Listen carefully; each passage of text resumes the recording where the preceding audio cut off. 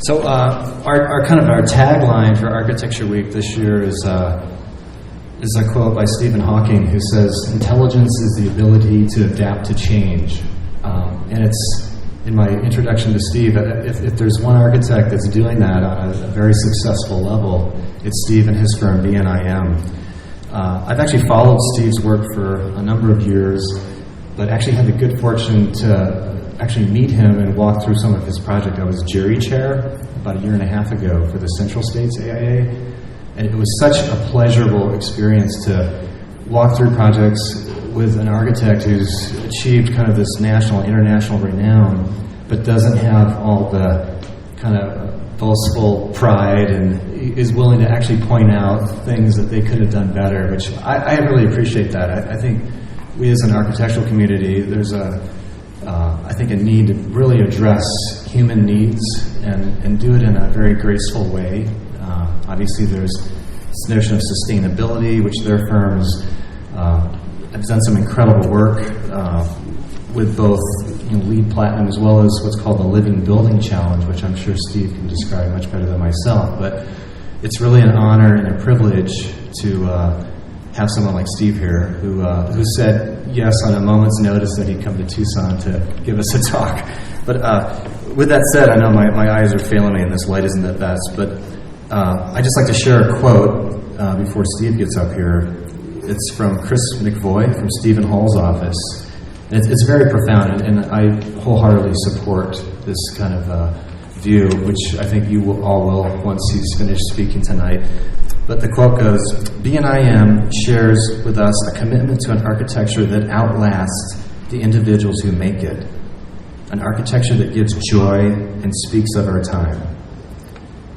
Please welcome Steve McDowell.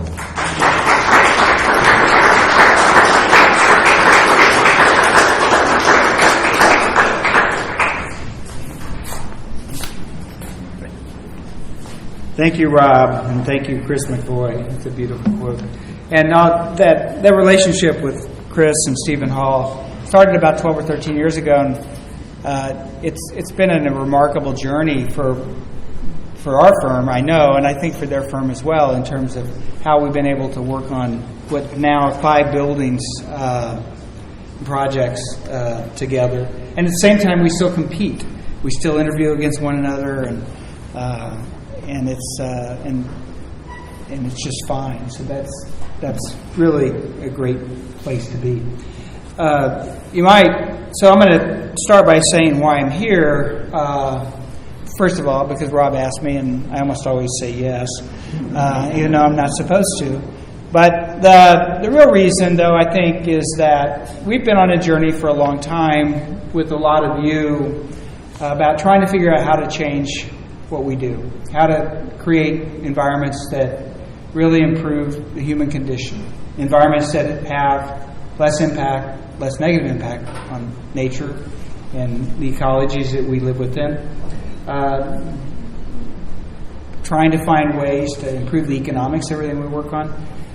And in order to do that, we know that we have to transform the industry. We have to transform design and construction. And unfortunately, I don't think we've made much progress as a profession or an industry in really changing the way we do things. I mean, there's a lot of LEED Platinum buildings and a few Living Building Challenge buildings and all those, but they're really just they're a dot on the horizon in terms of what we have to accomplish. And so, why I'm here is to hopefully share some of what we've been able to do. Hopefully I'm going to make it relevant, and hopefully I won't talk too long. And I probably have too many projects, but honestly, it's hard to tell our story being brief. And we've been at this for 43 years as a firm, about 30 years really focused on sustainability. And so with that, I'll begin. So throw something at me if I'm going too long, and I'll take the challenge. This is what we think we do. We create environments that are beautiful and integrated, that inspire change and enhance the human condition. Pretty simple, but it's what we believe in. This is our team in the block building a couple weeks ago at the annual symposium. And we really believe in a better way. We believe in triple bottom line thinking. We believe in this idea of generosity in everything that we do. We've been focused on innovation. At the same time, we understand that in order to innovate, you have to. Sometimes it's more important to replicate, and you really have to understand where you came from. That's Brian McKinney. He's our Mr. Excellence in the office. One of the reasons Stephen's office loves us so much. We try to be authentic in everything we do and everything we design. We really look for the impacts that we can have as a practice. We live in a world of diversity, and we try to really emphasize that in all that we do. And then lastly, we really look for collaborative opportunities. And that's a team of folks working on the business school with more Rubu Udell and others. We're headquartered in Kansas City. We have offices in Des Moines and San Diego and Texas and Santa Monica. We never really intended to be anyplace else. It's just that relationships with people caused us to expand our footprint. And the San Diego office is now 6 people. We only entertained the idea of opening it because we didn't want to lose Matthew Pareca, who'd been with us for 12 years and wanted to live out there. He said he had to live out there, but he probably had to live out there for family reasons. But so we created an office, and it's taken off and is doing really well. So the title Generous Pragmatism is something that came from Rudolph Alcuri and Andrew Payne when they were writing a book about one of our projects in Texas. The one that we did with Lake Plato is the nursing school. What a building does matters as much as what it looks like. And that, we didn't think a lot about it, I think, the first time we read it, but the more we thought about it, that really does describe our approach to work. And I guess we've kind of taken that to think about that we really design for performance. We try to make buildings that really contribute positively to the future and the present. We don't scream. Our buildings don't scream. And lastly, we're really trying to build more positive in everything that we contribute to. I know we're supposed maybe we win a few awards, and we're proud of that. But we attribute that really to that idea of generosity. This last year, we were fortunate to win 2 National Honor Awards, one for ballet school and the other for our office in Iowa, which I'll talk about in a minute. But probably just as proud, we've over the years been very involved in the Committee on the Environment Top 10 Awards and really like those 10 principles that my favorite is long life, lose fit, and that'll show up in a fair amount of our work. And there's the 8 buildings of ours that have won those awards. They also fit into the category of collaborations. A couple of those were with other firms, and 3 of those were with other firms, and we're very proud of that. So how we do that, the term that we've decided works best for us is high-performance integrated design. A long time ago, we realized that in order to really do great work, we have to collaborate. And this phrase, no one knows as much as everyone, is really, it's true in our office. It sounds kind of corny at times, but it's something, it's not just the folks that work at BNIM, but it's everyone, all the other disciplines, everyone we work with, including the clients and builders. But also, we're focused on this idea of meaningful innovation that really is going to have an impact on people's lives, impact on how the building reduces its footprint, impact on money, impact on everything that it touches. As part of that, we look at buildings, we take everything apart. We look at the layers, the structural system. Is it beautiful? The mechanical system, is it as small as it can be, as quiet as it can be? How daylight gets in. All those different elements that become part of the final design are part of that no one knows as much as everyone. We always begin with a place and looking at wherever we are, we build these complex maps of information as a beginning point for design. We're very interested in comparing our work from one climate zone to the other. I think the projects that we're going to talk about tonight are in 4 distinct climate zones, and two of the projects are straddling 2 different climate zones, and kind of the specific information and performance that we learn about that.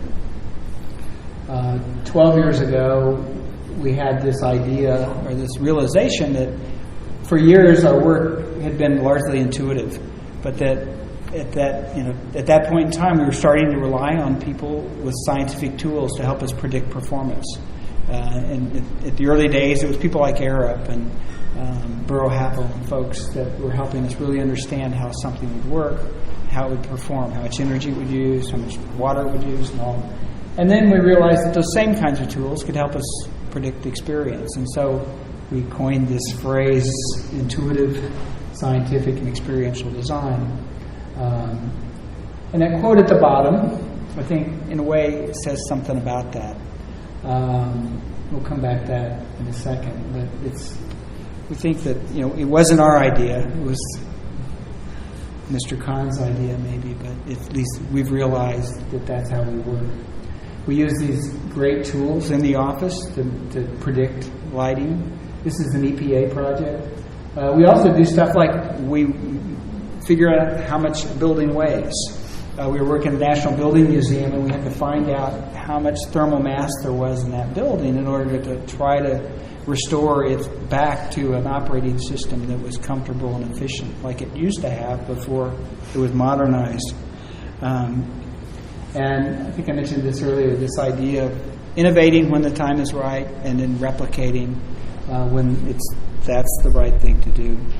I'm rushing through all this because I've got too much information, but the whole process of what we've learned over this period, this process of really understanding what it is we need to design, how to design it, building it, and then really learning from that process and learning from the occupancy process and feeding back and moving from one project, using that information to move one project to the other. We actually measure building performance and keep track of it. There's 13 buildings up there. 11 of them are doing well. 2 of them are doing terribly. But we've fixed them fixed one of them. The other one's still not so good. And then, I guess at the end of the day, we hope, you can't really read that quote, but that what we do is something that is really meaningful and useful for our clients. So I'm going to talk about 9 projects. Some in more detail than others, and I know it's a lot, but I think it's necessary really to tell our story. So the first is our offices in Des Moines. It was a kind of a wannabe Miesian bank building in downtown Des Moines. It had been vacant for quite a while. It was a bank lobby that we occupied, and we saw it both as an opportunity to rejuvenate part of the city and then hopefully do something interesting. It's a pretty simple party, desks lined up, very tidy and beautiful, gathering spaces, get a sense for how the space relates to the street. The design is all about order, all about refinement, all about simplicity. We've actually carried the design to San Diego for the furniture system. Used the same thing in our offices there. But everybody in our office has to wear black. It's a mandatory. And most of the men have the same haircut, except for Rob. And then you get a sense for how the space feels from inside looking out to the street. And these are Farshid Asasi photographs, if you guys know Farshid. Lots of drama. And then for how it feels on the street. Simple project, $65 a square foot, built very quickly by using a local contractor, and good results. It's really kind of given back to that part of the city and kind of woken things up. The next project is a little more serious, and it's a home for 100 men. They live here for a year. They all have pretty serious issues, and it's a place that they come back, they live in, develop job skills, develop other life skills, maybe develop some kind of spiritual connection. But at any rate, they kind of enter in The name of it is the Christian Life Center. It's in just east of downtown. It's in an area that's kind of been set aside for homeless and for food kitchens and things like that. And we saw that the building, because of the fact that it is in the area where a number of those facilities are located, that it really needed to be special. It needed to have a sense of confidence. It also it was in a precarious way that it needed to reach out to the community, but the men were living in this building literally for a year. They didn't go out during the day or anything like that. So it was both a very, in some ways, an extroverted building, but really a very introverted building. And so we developed this idea of a courtyard with the building wrapping around it, fairly hard edges onto the street, softer edges to the south, opening up onto what hopefully will be a garden that the men will take care of in the future. Get a sense for the context. It's pretty beat up. I rode my bicycle by yesterday morning, and I was actually kind of frightened at times. This is the way we look, the layers of design, really looking at all those issues that go into helping develop the big idea. The plan's pretty simple, 2 levels. The public areas are on the lower level, the classrooms, the administrative support, the wellness center, some of the living spaces, and the multi-purpose room, and then upstairs are the bedrooms and the main living areas for the men. We worked with recycled cypress siding from one of the hurricanes in Florida, and wrapped the courtyard is quite nice because it takes all the roof water and all the site water and cleans it and reduces the impact on the overflow control system. Red brick, which is a pretty strong contextual element, but in a few places we reversed the brick and the CMU backup, which was part of helping reveal the inside of the men's life and let the building have part of their healing is helping them let their pain and suffering from inside out. And so we reversed the wall in a few places. We used the softer wood, cypress, and then there's the multi-purpose room serves a double height space, opens up to the court, classrooms, other spaces. There's 100 windows, 1 for each bed. There's 100 men.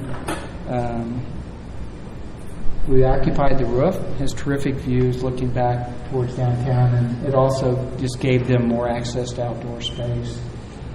The donors thought it was kind of a luxury, but it's really turned out to be one of the most important, successful parts of the building. And now they're all healthier and happier, at least color photographs are supposed to suggest that. But I think it's true. I think there is you go over there, we volunteer over there, and there's just a sense of wellness that's taken over the place. The next project is the Iowa Utilities Board and Office of the Consumer Advocate. Iowa Utilities Board is the overseer of all of the electric utilities and gas utilities that operate in Iowa. They of course they're responsible for how much energy and how much carbon that the state of Iowa uses, and so they saw this as an opportunity to make a building that was a model for their customers or for the constituents, the people that they oversee, but also a model for the utility companies to do things better. And they also saw it as a model for the construction industry and for the design industry to do things better. Now, it began as a state building, but we were teamed up with the Iowa Energy Center, which is an Iowa State managed organization, with this idea of them being involved in design and then coming back and doing post-occupancy afterwards, which is actually proven very, very beneficial. They also saw it as this opportunity to transform, as a transformative building to really change Iowans' thinking about how they used energy, where they have a lot of. It's very inexpensive. It's like 7 cents a kilowatt hour. So it was an opportunity to really change that. And we were given some pretty specific goals of 28 kilobTUs per square foot a year, which, the building, baseline on the building is around 75. So so there you see a 60% reduction. And to do that, we began like all of us would with getting the building organized on the site the right way, letting the south and north exposures dominate, making the footprints slender so that we can get daylight all the way in. And we knew early on that we were going to use natural ventilation, which is rarely used in the Midwest in new buildings. It's for whatever reason we've got this clean air and all these good things, but we tend not to use it. But at any rate, we did that, but the site was also a big part of it. They wanted to demonstrate how water ecology could be a part of a state building project, how we could prevent runoff into the river below, and so all that worked into the overall design. There you can get a sense for the floor plan. The south wing on the first floor actually has kind of the most public areas, the auditorium, or here I guess it's really hearing room, and all those spaces. And then upstairs are the more private zones of the administrative offices for the IUB. Connecting element in the center there that has a kind of a nice, beautiful stair, fairly modest two-story lobby, and then the core elements behind it. We ended up with pretty opaque surfaces on the east and west, and very open surfaces on the north and south. Daylighting was early on we knew that was going to be key to reducing the energy demand, both reducing the amount of electric lighting and then the cooling needed to offset the electric lighting in the summer. So we started exploring this idea of the scrim on the south side. These slides are kind of set up as replication and innovation. What did we do that was innovative? Well, we used light tubes, which at the time were still somewhat innovative. We used a daylight monitoring system in the building, and then we were able to, using the sunscreen on the south, achieve a 98% daylit area. I should also say the cost of this building is $205 a square foot. So it was a standard state budget. There was no extra money given in order to do it. We took the same approach, or similar approach, with the natural ventilation. We made windows that open. We put motors on them. We used everybody's desktop to alert them that they needed to open or close the windows, and tied it all together. We always think those things cost a lot, but in fact, in the scheme of things, it really didn't cost that much at all. Especially when you look at it, reduce the size of the mechanical plant. Then we looked at an envelope system that, we have. This building has about 110 to 115 degree delta T. It's minus 10 or 15 in the wintertime, probably cooler than that at night. And then its summer highs are 105 to 110. So it's maybe even a little bit higher than I just stated. Usually the hot and cold peaks don't come in the same year, so that's why the difference. But so we knew we had to have a thermal envelope that was really going to work well. And so what we ended up using are, of course, a good roof. We insulated everything under the slab, but then for the wall panels, we use insulated precast panels, which are two layers of concrete, foam insulation in between, carbon fiber connectors between, so that, and then those. Well, I can't talk and point. The panels, wherever possible, the panels span from ground line to roof. So there's really no thermal bridging that's going on. Got good windows, and then what else did we? I guess at any rate, and it's proven to really perform well in that climate. And then for energy, we've got solar on the roof. We have occupancy. We have everything we can do to reduce the demand, occupancy sensors, demand control ventilation, and all that. And we also then use a geothermal system for the main energy plant for the building. That was a bit of a jump. The state wanted us to use the central plant, but we knew if we used the central plant, we could never meet the efficiencies that they wanted, and so we were able to persuade them. And then plus the piping to the central plant was outrageously expensive, and so we had a little bit going for us in that way. And then the shading system is every one of the blades is curved differently. We used CNC technology, and I don't even know the rest of the fabrication techniques, but with a local Iowa fabricator to build this scrim. Often you'd look at something like this and you'd be frightened to death that you wouldn't be able to afford it. Well, we were able to find a fabricator in the state that could bid, you know, it was a hard bid project that could compete for it. And there were others that competed as well. But each one of those blades was shaped, you know, ever so slightly differently to push light as deeply as possible into the space, to reduce glare, and then to really cut off this summertime loading in the building. And then one of the things that we had to struggle with was the state had a mandate of 72-inch panels in open office space. We knew that if we put 72-inch panels in, you know, daylighting was not going to work. Nothing was really going to work. And so we were able to get them to work with them and go through a study that allowed us to reduce the panels to 40 inches. We put a little glass privacy screen at the top of each one.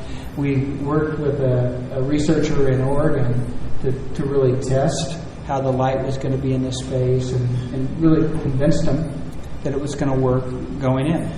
Now, it didn't work entirely right. We had to go in and do some corrections. And the corrections were primarily where the gaps between the panels were and the shading device panels. And that, you know, this beautiful architectural gap that's 4 feet wide. We thought we had it all covered, but of course there are certain times of the day that it didn't quite work, and especially in low sun angles in the winter. So we've gone in and fixed that. Everybody's happy, but it, you know, and I think I'm really happy that we were able to kind of have that pickup and treat it as more of a research or, you know, discovery process rather than, oh my gosh, you guys made a mistake. And then we were able to afford, even in the $205 a square foot, about 20% of our electrical energy in PV that lays on the roof of the building. And so early on I mentioned that we were working with the Energy Center, and so we've gone in, we've been continuing to measure, continuing to determine how the building's performing throughout its occupancy. And it's been occupied for about 2 years now. Just a couple of views. There's a stair, some of the office space. The zinc comes in. I forgot to mention we also use the north facade is covered in zinc panels, and that comes inside. This is the hearing room. There's a zinc on the left. I think you have to have zinc on projects these days. I'm not sure. That's grim. And so at the end of the day, you may remember that we were aiming for 28 kilo BTUs per square foot a year. So that's the middle column. Where we are is a 17.4. And that's the net with the PV that we were able to afford. Didn't expect to be able to afford, but we went from 28 to 17.4, which puts us at 75% less energy. In addition to that, the building's extremely water efficient. The site's very water efficient. Construction waste was way down, and 100% of all the storm water that not only from the site but that comes from off the site and passes over the site is being filtered and cleaned as a result of the landscape. And of course I wouldn't put a quote up from an unhappy client, but so you know, I might, but Rob thinks I might, but at any rate, now they're tickled to death with how the employees and how, you know, it's just things are working better. They feel better. Everybody likes to go to work more. And they were in pretty dismal space before, I probably should say that, just to be fair. It was awful space. But at any rate, so I'm going to jump scales again. The next project is we were involved with a town that got knocked over by a tornado, Greensburg, Kansas. And it, you know, it's one of those things no one ever expects that kind of disaster. And Nancy, the governor, Kathleen Sebelius, who's now in Obama's cabinet and is Health and Human Services Secretary, she quickly had the idea that the town's either going to just evaporate or it can come back. But if it's going to come back, it has to come back different than it was. When we first started working on the project, the school superintendent made a really acute observation, and he said the reason that Greensburg is special and should come back is that it has at least one of everything. There's one drugstore, one bank, it's more than one bank, but had, you know, one hardware store, one beauty shop, one barber shop, at least. and different. He has a really good Mexican restaurant in Kansas, which is rare. But all these, at any rate, it had all these things that really formed the community. And the second important thing is that when the parents were trying to figure out what to do, they listened to their kids. They probably were headed down the wrong path. They were probably going to not do the right thing. Maybe that's too hard to say, but they were listening. They started listening to their parents and the kids, and the kids said, "Listen, Mom and Dad, we're loved here. We get great education. We grow up spiritually. We're all really well prepared to go off to Northwestern or Princeton or Kansas State or wherever we're going to go, but we never come back. So if you're going to do something, why don't you create a city that we can come back to? At least give the opportunity for us to come back." And so that's when they started thinking about really being bold. And what was really remarkable in working with them is, they never asked us for a net present value calculation. They never said, so, if we do LEED Platinum or if we do this, what's going to be the return on investment? They just kind of said, I could do it the right way, or I could do it some other way. And they always said, we'll do it the right way. We never had to do a cost analysis on anything. And, all of the rainwater, there's this 7 inches of water a year, it's a very dry area. All the rainwater is collected, is fed into these rain gardens, is stored, and it keeps these plants alive in downtown. This was 100-foot wide right-of-way. That was so you could turn an oxen wagon around. Don't need that anymore, so we're able to narrow things down a bit, create these beautiful gardens through Main Street. And the photograph's taken so you can't see the vacant site to the left, but now that vacant site's been filled up, and there's buildings are being built, and the businesses are coming back, and it's really whether it's ever going to get back to 1,700 people or when it gets back, it's going to take a while, but it is at any rate, it's a great story about listening. And I probably got ahead of myself. So that's what it looked like on May 3rd.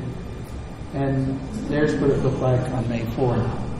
And so, the school's down here at the bottom. You can see, and their school looks like this too, and some houses all mixed up. It was a brick school, but this is what was on the site. And so they really took it on. Our first job was to help them create a vision, a plan. A lot of support from across the country, and then to develop the streetscape and develop the city hall. And you might wonder, why does the city hall have this funny roof on it? And the reason is because the building before, you can't see it. Light is up in the way up there, that little bitty picture. It's like a little bitty building with this great big facade up above the original, building from years back. And so we thought, we have this little bitty building on Main Street.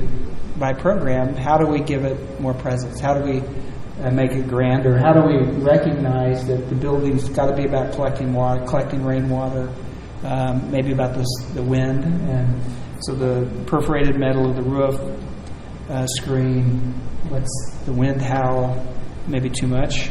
It interrupts City Hall activities from time to time. The porch has become a place to sit, though there's some not so pretty furniture out there now, but that's just fine as far as we're concerned. And there you see that perforated metal, expanded metal. And then next door is a school. It's a Kiowa County school. And the school is actually being expanded right now. It's proven more successful than they thought. It was designed for 350 kids. It's grown. It's a pedagogical place. It tells them about where they live, where they're from. It tells a great water story. There's a dry creek that runs along the south edge, about where the 10 is. And then the building concept is fairly simple. It's these long, slender wings. The lower one is the 7, 8, and 9. are the classrooms for the lower school, pre-K and elementary school. And then in middle school is the 9. And then the high school is located on the second floor up in the middle of the building where it's above the cafeteria and some of the commons areas. Separation vertically was on purpose to kind of give the high school students a little bit of relief from the younger students. And then block number 3 are the gymnasiums. There's 2 gymnasiums. There's some special use art rooms and music rooms and things like that as well. But probably the first big move, though, in the school is that where the track is in the field originally was the site that we were given for the school, and the track would have been further to the east. When we went to it goes back to listening to the kids. We strongly favored the location that the building ended up on, but the kids went to their parents and said, "So here's the deal: if you put us way down there, and it's almost a quarter of a mile further, if you put us way down there, we won't walk up to Main Street for lunch. We won't go up and support the businesses on Main Street. And why don't you put us back where we were?" Because the school was right where we were, and there were 2 factors. One was expediency of construction. I felt it was easier to do it down here. And secondly, it's a consolidated school, Keywood County now. They felt it was by being. And so they finally went to their partners and told them what the kids had said, and the partners said, "Of course, put it where the kids." Yeah. So, at any rate, I'll pick it up. So there's a diagram of the section. The lower school is on the right, and you can see how the second floor works. And we use daylighting in every space. Everything has clear story light into it except for the cafeteria. And it has great exposed southern light coming in. And then all of the gymnasiums have the sawtooth in them and a pretty nice space. So there's one of the classrooms. That's actually a science classroom. And then since the courtyard, which is worked with a sculptor out of Colorado to set the stone. There's the dry creek. See how water runs off the building. Here's kind of the learning center that connects the youngers and the olders. And then there's how the daylight comes into the space. And they can actually play,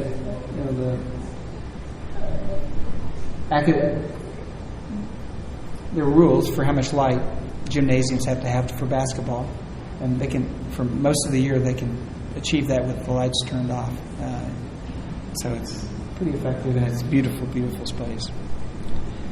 So the next project is a research building in Houston. It's the University of Texas Health Science Center, and what we were given was the design a building for the prevention of human disease. It was also a building that was designed for 9 institutes of research, and only 2 existed at the beginning of the project. So it had to be very flexible, very adaptable, and in some ways had to be somewhat we were predicting what might go in there in terms of the types of research. And get an image of this atrium space on the left that connects offices to the far left, and then on the right-hand side are the labs. And I put this slide in really because it talks about our process and the diagrams, the layers of design. Those are actually the wind model testing, the models down at the bottom, and then just some more of our sketches and computer modeling that we use in the process. And this is very much how we work. It's lots of different media and techniques all layered on top of each other, and we actually stay this course all the way through the design and documentation process. It drives some people nuts, but it is the way we work. And this diagram, you get a sense for the green, of course, is the building, but part of our challenge was to actually create a campus that didn't exist at the time. And so the little drawing down the lower left is this would be the kind of headpiece of a new campus that would be both for research as well as for ambulatory care to serve the campus. And then those other diagrams are part of our layering studies. And one is maybe the most important is the one that says program. And for this 5 or 6, 7, 8 years ago, we started really talking about building species and treating each building species uniquely in order to achieve the highest performance. And for instance, one of the things that's cut off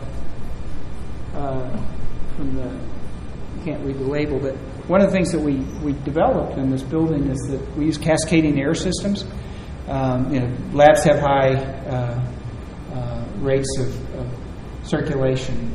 So the air is used first in the office building, and then it falls into the atrium, and then it's picked back up again, and it's used to go through the lab, and then finally it's exhausted out of the lab. It's filtered between the atrium and the lab space, but it really greatly reduced the size of the mechanical plants and greatly reduced the amount of energy that the building uses. And there's a sense of the labs are all wide open. They're 270 feet long. They can be subdivided. They're very flexible. All of the systems and everything else are hung from the ceiling, and then all the furniture is on wheels, so they can completely change it without really any facilities staff being required. Has a glass auditorium in it that was designed for music as well as for lectures and symposia and panel discussions.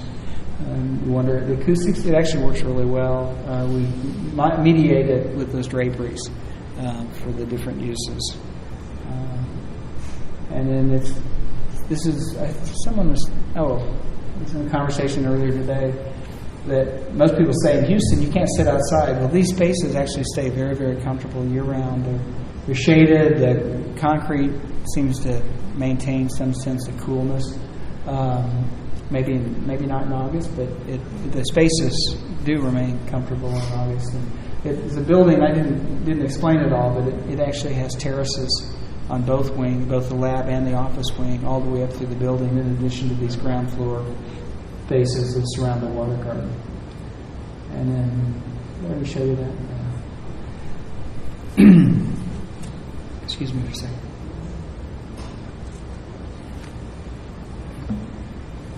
So this is the other project that I mentioned earlier about the honor award. It's a Jarvis Hunt 1914 power plant. It was built, it predated the Union Station in Kansas City. Jarvis Hunt was also the architect for that. And it was built to build the Union Station. So they used the steam that was made in this building was then used to fire equipment that was used to build Union Station, which actually opened in 1916 or 1917. Beautiful building. It's very modernist principles with incredible windows. The windows all had operators on them so they could be open when the steam got too warm and closed when it was cool in the wintertime. It's brick with this some bearing wall, but also with this kind of hybrid structural system that you'll see some images of in a minute. At any rate, we'd worked on this building for our local brewer, a Boulevard Beer. Try to put them in there for a architectural firm. You can probably figure out who that was to put them in there. Housing, a hotel, and a nightclub. I don't know what it's called, but it's one of those chains. And nothing ever worked. The best idea was the brewery, but the local funding community didn't think that we should have. There's also a science museum on the rest of the property, but we should have a children's museum and a brewery next door to each other. So it didn't happen. But at any rate, so about 7 or 8 years ago, we started working. We'd been working at the ballet for about 12 years, trying to find a home for them, and had a couple of false starts, including a new building. And anyway, the director called me one day and said, "Could we take a look at this?" And I was just, delighted, tickled to death to be able to do that. And so we quickly studied it, found out that we could actually make it work fairly easily. We had 2 or 3 options that made a lot of sense, and then really started to get serious. And when we started to get serious, then I think we started thinking about this. We started thinking about the metaphor that coal used to come into this building, and it, two types of energy came out, either straight steam or steam was then used to generate electricity. The north half of the building were electric turbines. The south half was the kind of dirty, steamy side of things, where all the coal was. And so the new life could be all about creativity and about art coming out. And the raw energy, of course, could be the dancers and the children. So that's what it looked like after it was cleaned up. And so you see this structure. It's a beautiful steel structural system that goes up, supports the infrastructure, those cones and things at the top where the coal was stored. There was you can't see any of it now, but there was a conveyance system of these buckets that went up, scooped up the coal in the basement below, brought it up, dumped it into the hoppers, and then the hoppers there was a boiler. There were boilers below each hopper, and so they were 2 stories. The boilers were 2 stories tall, went down to the basement, and it filled all this space up. And when we looked at it in those earlier, actually the boilers were still there when we started. So this is not quite when we started. This was after we'd been in for a while. But then all this steel both frames the wall, supports the wall, but then it also supports all the equipment above. We probably, from the time we started the study until when we actually started construction was 3 years. During that time, the roof opened up. We started the toxins that were in the building from the coal, and the coal dust reacted with the water and just played havoc with the steel, especially at the low elevations. And when we finally went to work, we had water standing in the basement and at the feet of the columns that caused a lot of corrosion. So we ended up doing a lot more repair than we'd anticipated. And so this is what it looks like today. And so, we've inserted elements, but really kept the integrity of the building intact. In some cases, we've used some of those hopper structures. I won't go into the floor plans in a lot of detail, but the basement or lower level is where they've got these great daylit spaces for the wardrobe and physical therapy and storage areas they've never had before.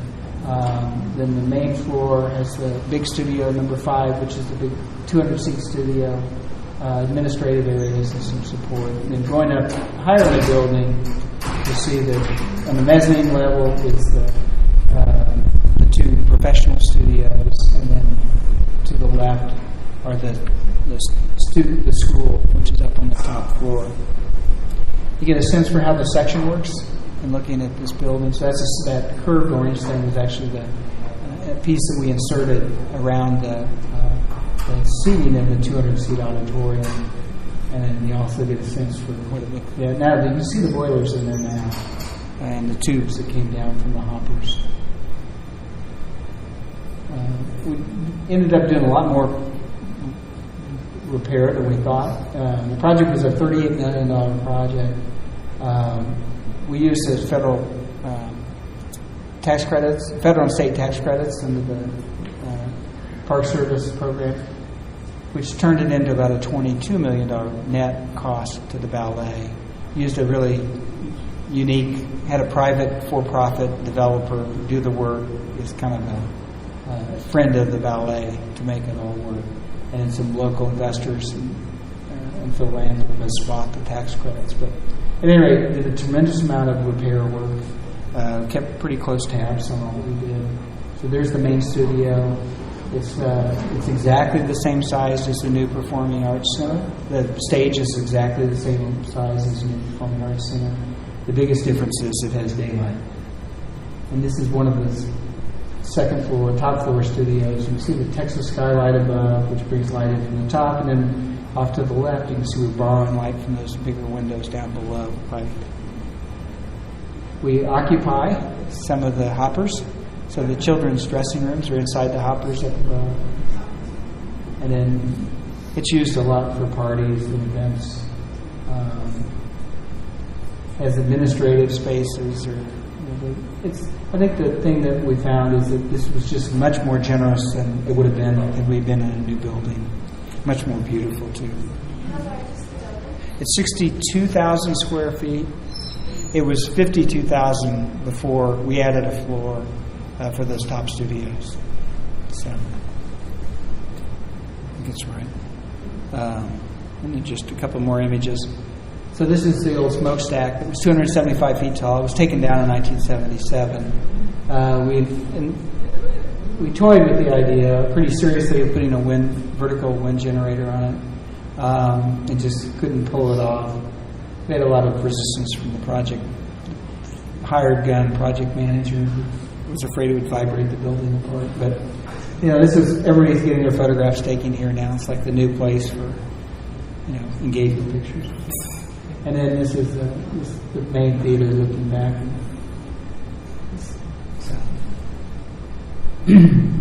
There's a book being published that'll be at the convention by Oro about this building. It's called Power. So a couple more projects and we'll be done. And Henry Block is from Kansas City. He's been a client of ours for over 20 years, a mentor, a friend, just an incredible man. And so we get opportunities to be involved with things that he's involved with. And we had to go through the selection process and all that. But we actually, before the project was a project, we were asked to work with the dean of the Block School, Tim Keaton, and Henry to develop the idea and to figure out how much it's going to cost and all that. And so this is one of those projects. It's 4 blocks from my house, and so it's my favorite project in the world. And it's all about who the future innovators are. And the Block School is the top-rated innovation school in the country. It's a business school. It's It's in the top 3 on entrepreneurship. It's really highly ranked, and it's a school that a lot of people don't know about. But what they are focused on is creating innovators, and they're really focused on using design-led thinking to change the school, to create business leaders and business owners that understand design thinking and use design thinking in the way that they build and support their businesses. And in doing that, these core principles kind of came out of the process. And they're largely the dean's. They were largely his thoughts about how the building should be an expression of innovation, that architecture matters, that architecture really does create more learning, that it's not just about teaching, but it's also about mentoring. And he actually sees mentoring going both ways, teacher to student, student to teacher. It should be about sustainability. And lastly, that that in order to truly innovate, you have to understand the past. You have to understand where you came from. We've spent a lot of time with IDEO and the Stanford D School and others in kind of developing this idea. This is his sketch. I don't quite understand it, but I always use it just because he drew that on our office wall one day. And it's what I like about it is that the civic leadership and social entrepreneurship over in the right-hand corner, that's Henry Block. Henry Block is not only a remarkably successful businessman, he's the entrepreneur. He's an entrepreneurial philanthropist.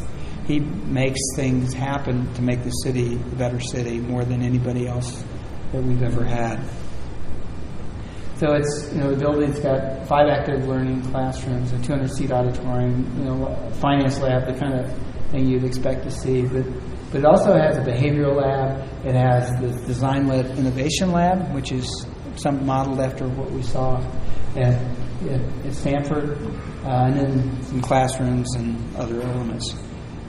Again, back to our process of these ideas about how we make a very compact. We didn't have a lot of money, but it's how we make a very compact building, make it in a way that it achieves all of his goals and aspirations, how it's a good campus partner, and that the drawing on the lower left is this idea of really stacking up these elements, both which was our way of turning the building, creating a strong north-south axis between the existing building and the student center to the north, then also turning the building so that it had better solar orientation and better connection to the outside community in the way that it stacked up, and then the residual space is left over of these kind of atria elements.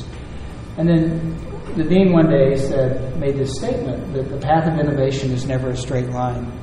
And he didn't mean too much about it, but it really stuck with the design team that, just like our process is very iterative, that we're always exploring ideas. And so this idea of letting space flow through the building, letting ideas flow through the building in something less than straight configurations started this series of diagrams, and there were probably 20 or 25 of these that really helped us to create what we're building. And so the interior space really starts to be this kind of dynamic volume that rises up, that connects all the classrooms, the auditorium. There's an amphitheater that's cut out of the section here.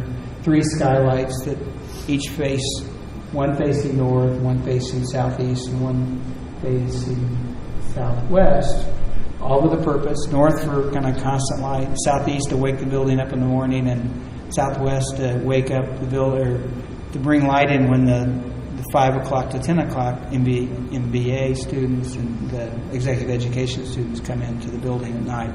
So it was, I think, really intentional in the way that we did that. And there's the amphitheater, and just the second floor view. That's actually the design-led innovation room. Let's see. And then I'll speak just briefly about the envelope. And this goes back to his idea of innovation. So the building on the north is the student center. It's a Gould Evans project, about 5 years old. And the building on the left is the Oxford House. It's a 100-year-old original building. It was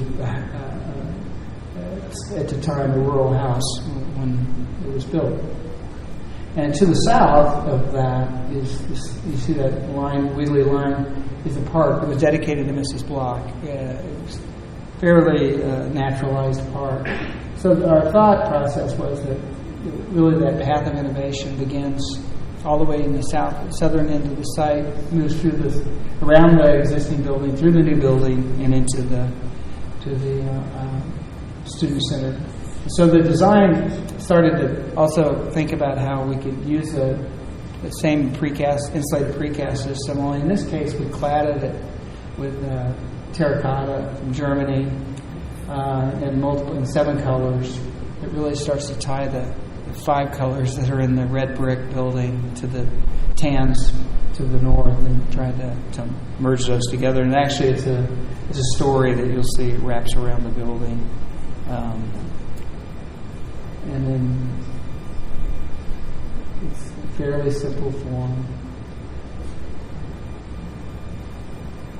And then the kind of the face, the elevation facing the student center is much lighter in color systems.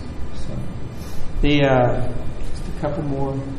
This is the Omega Center for Sustainable Living, which is a water treatment plant in the Hudson River Valley. It's a building that's been written a lot about because of the first Living Building Challenge awardee. It's also a LEED Platinum project. I think what interested us so much about this is we actually tried to not work on it. We told the client they didn't need us, and they disagreed, and I think in the end they probably were right. But what we were really fascinated with is that it was in a watershed, one of the arguably one of the most important watersheds in terms of population served in the world. And so we became really intrigued with the idea of working in that area. So here's this shot looking down at this little orange dot is the site. It's on the lake that's associated with the campus. And then the campus itself is mainly off to the left and up off the page. There's 180 buildings out there that are served by the water plant, and takes all the domestic wastewater and puts it back to nature using the site and the building systems. We really thought a lot about airflow, energy flow, water flow, and you get a sense for it. It's a big greenhouse that has a 49,000-gallon water tank in it. That the water all passes through the earth, through the building, back out through the earth, and then it's released back in nature. The siding is all an old mushroom barn. It's all cypress. Jokes on Steve. They were supposed to be planed and made really sharp and square, and the owner decided not to do that, and he thought I would be upset. And I went to the first time I saw it was actually the dedication. It was last minute. It was real rushed. I get there, and they were watching me get out of the car and walk to the building, and I just started laughing. I just thought it was so cool. I was so happy that they had saved it, because it is just such a beautiful, beautiful texture. There's a yoga studio also in the building. There's a shot inside. So it's pretty good results in terms of all that it does. It generates more electricity than it uses in a cold climate. It's a pretty good thing. And then we love Peter Busby's quote, so we keep showing it over and over again. And then the last project is what we're working on now. And I can't show you very much, but it's for Qualcomm. And what I like about it is we're working on what you can't see. We're working on chips, and we're trying to make chips better, making a space. And so this is workspace for 1,600 engineers, and then support spaces to go with it. The reason we won the competition is because we had this idea of connecting to the canyon.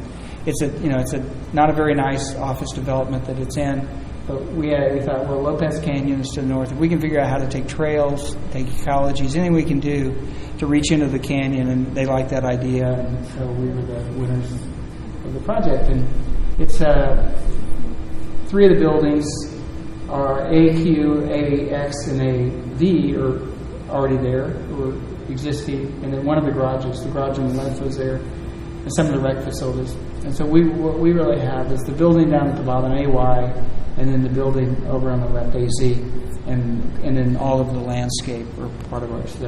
The building AY is under construction. The mock-up is extraordinarily beautiful, and I would like to live in it. It's about 600 square feet of concrete that they built to test the design. But we get torn down. And there's another view of how it's shaped up. They won't let me show any recent images because they're having an Earth Day celebration, so you're seeing some old stuff. But we didn't actually. They had a computer modeler do this. But at any rate, so it's slender floor plans, just 70-foot wide wings. That building on the AY is about 400 feet long. It's 5 stories tall with a little small piece up on top, and then the piece in the background, the shorter wing is 6 stories tall. That's the primarily lab space in that building, office space in the south building, and then a knuckle piece in the back that has some of the communal spaces. And then the smaller building, AZ, is an auditorium underneath the grass roof that slopes down into the ground, so it's a walkable building. And then the health center is in the second story of the north piece. Cafeteria is below that. And so it's really intended to be a building that you can get on top of. It's encouraging. You can run on, you can ride your bike on, and all that's part of the health experience. Here's a sense for how those spaces work in a Y building. And just I apologize for the imagery, but it won't show up for very long. Again, we're applying some of the things we learned in Iowa. So at daylighting, we're using a very similar system. We found a San Diego fabricator who's working with us on building it. His details aren't quite as nice so far, but we're very hopeful that it's all going to get worked out. And it's the same thing, natural ventilation, which, of course, in San Diego you should do this, but we couldn't find any good examples to support the process. And here's a sense for what the space is going to feel like. The gardens are going to work out.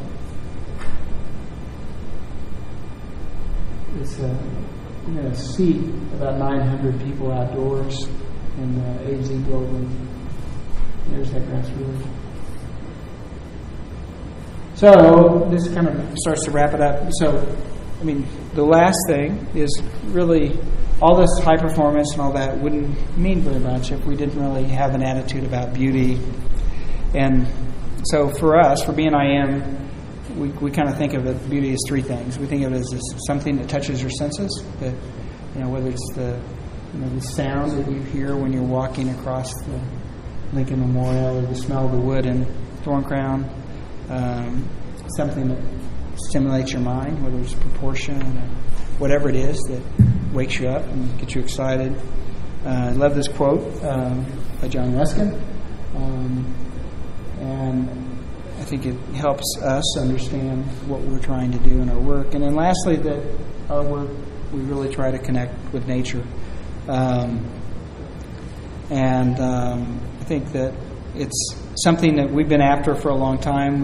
We know we still have a long ways to go. And climates like yours and climates like ours sometimes make connecting to nature more difficult, but also once you do connect to nature in a beautiful way, it gives you back even more in return. And then lastly, or not almost lastly, we love this idea of welcoming presence. We love the idea of nurturing souls, maybe, and lifting people up. And then lastly, I'll just come back to Mr. Kahn. I think that hopefully this talk helps you understand what we're trying to do in our work, and understanding what's measurable and what's immeasurable. So thank you very much.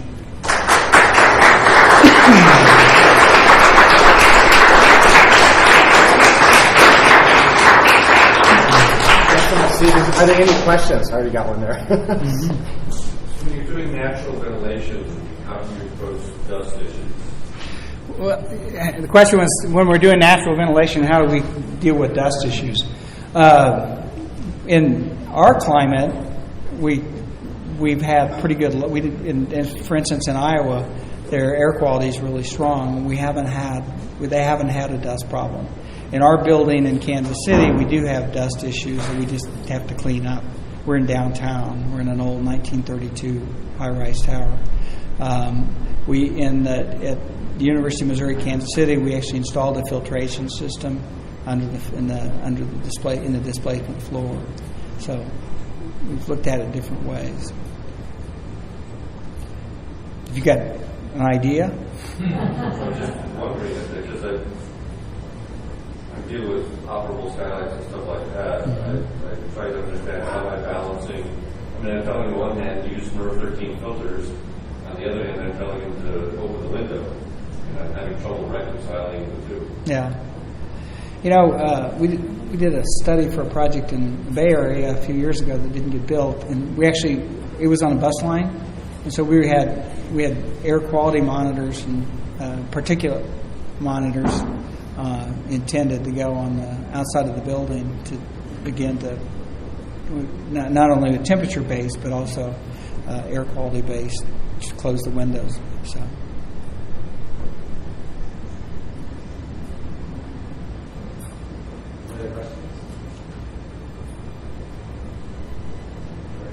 Thank you so much. Thank you.